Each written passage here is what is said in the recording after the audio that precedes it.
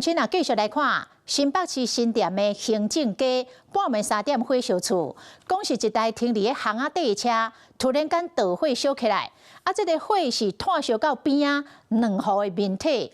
消防人员赶到场，疏散到17个人，有8个人送病院。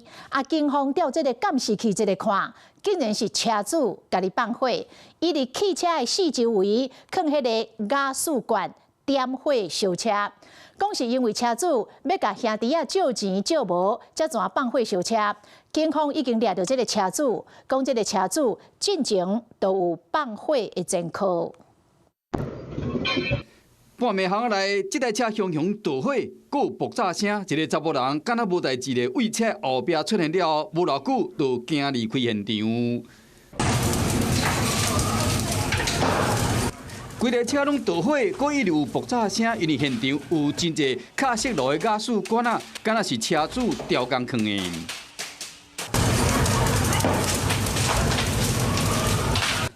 乌因日前边的壁堵分甲拢乌去，警消人员到现场被疏散的住户惊甲险破胆，亲人互相安慰，受伤的被送上救护车。有2台车子在燃烧，那波及到隔壁就是两边的一边比较轻微是只有1种。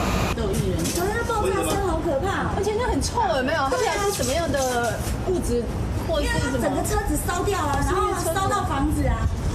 烧到旁边房子啊，烧到3楼去，从1楼烧到3楼。今日日头早3点，新北市新店一个巷仔内火烧车，火拖了真紧，去烧到附近的车甲徛家。警方一个追查是车主恶意的放火，这个火一直烧到3台车、1台乌多摆，边的公务嘛被烧到。毋但2楼到4楼有住户因为安尼砸着伤，9号1楼嘛有民众因为安尼着伤，总共8人砸着伤送去病院，加在无啥要紧。爆炸，然后那个2楼的阳台就全部又炸起来，然后它那个火花又一直延烧，炸到他们上面的，然后我们这边是死这样子，应该可以看得到。那不知道该怎么办，就一直祈求它不要延烧到后面。经过了解，车主就是放火嫌犯，敢若是甲亲人有金钱纠纷，才会放火烧车。警方继续咧追查案情。